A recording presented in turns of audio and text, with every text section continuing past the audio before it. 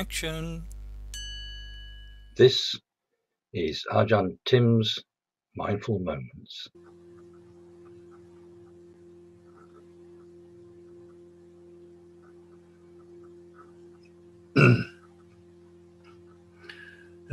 Numerous times in the past, when I was wearing the robes, Buddhist monk, people would ask me, well, you know, the reason why I chose to live that life and follow the path I was. And I found in time the answers were changing. Answers I gave were changing.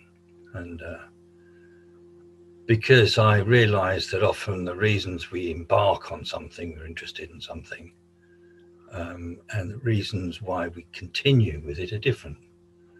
We might have decided we want to learn a little bit about mindfulness, meditation, malarkey, all this stuff, you know, in order to learn something or sort our mind out, or want to get enlightened, whatever we feel that is. And so, you know, come into it with a lot of questions. And certainly I embarked on this path with an awful lot of questions. And over the years of practice, and some 40 years I've been interested in this kind of topic. You know, for 16 years nearly, I was living in a Buddhist monastic community. But my interest has been quite eclectic. I have various other teachers and disciplines that I've drawn inspiration from. And so in all these years, with, you know, the questions I had, I think I can honestly say that in that time I can't recall really discovering any real answers to those questions. But what I have noticed is that the questions have just been fading away. The questions have disappeared. So to me, this is the path of mindfulness meditation is one that's it's a personal one. It's an inward path. I resonate very clearly with a point of view, you know, that says that this sort of teaching, Buddhism and so on, cannot really be taught. I never see myself as a teacher. I see myself as a coach. You know, encourage you, come on, have a go at this, try it, look at it. It's often said that the Buddha is the one who takes us to the beginning of the path and then just leaves you there. That's it, off you go, you know. Find your way through. And as individuals, we find our way through in a different way. And it's a very personal experience. So in terms of finding your way, yeah, you know, it is sometimes difficult, you know, ups and downs, doubts, fears.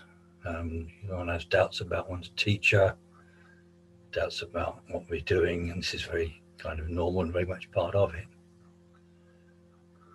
You know, we often find ourselves maybe in a position where, you know, our teacher seems to need us as a pupil much more than we really need him as a teacher. You feel like there's a lot, you're tied into something. Or is it a teacher who really feels that, you know, empowers us, helps us, set us free, establish us with skills and understanding in order to find our way through, find our own path. Some of us, myself included, I always found it very difficult to be told what to do, what to think, how to see, you know, what's right and what's wrong. But the best influences by far, I think, the best teachers are the ones that have asked me really good questions. You know, I just love coming away and go to see an elder or somebody I have a great deal of respect for, and we talk a bit, and I come away with a good question. I come away with this kind of, you know, haven't looked at it like that before. And so, in a way, as a you know, we are spiritual friends, and being amongst guides and other practitioners, sometimes when we always see, my hand, say, from a particular point of view, and I've only ever looked at it from that point of view, and then someone gives me opportunity to change that little view, and suddenly the world has a different sort of depth perspective. So in mindfulness meditation, it's this inquiring mind is the thing that we need, and it needs feeding. Good questions.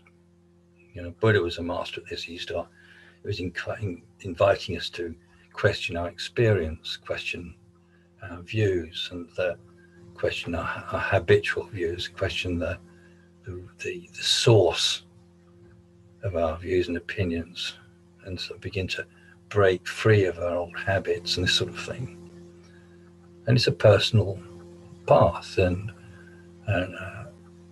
although I spend a lot of time, and I have an enormous amount of respect and so on for the Buddhist teachings, but Buddhism in itself is a huge thing. There are all sorts of different branches and different backgrounds, different cultural influences and things, and some of them I can't really connect with at all, particularly not so much. Some I do. So I can't say I really have faith in Buddhism as a whole thing, but I do have faith in awakening. And faith in awakening has always been the key. And I've met a great deal of Buddhist teachers and masters who have really supported that faith in awakening. Been some who haven't. There have been some from other disciplines who really kind of, get it.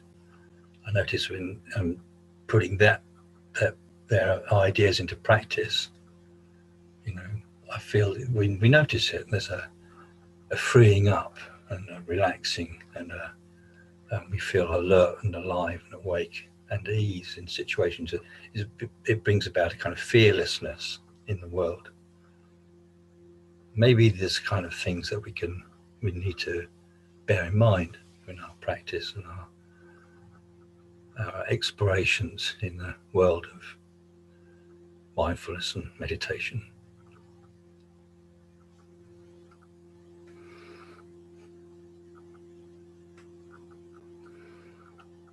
In this path, you might say there's an awful lot to let go of, not so much to gain, but a lot to let go of. And to quote Luang Por Chah, he said that if you let go of a little bit, you get a little bit of peace. And if you let go a lot, you get a lot of peace. And if you let go completely, you get an idea of what potential this path has. Be well. Okay, cut.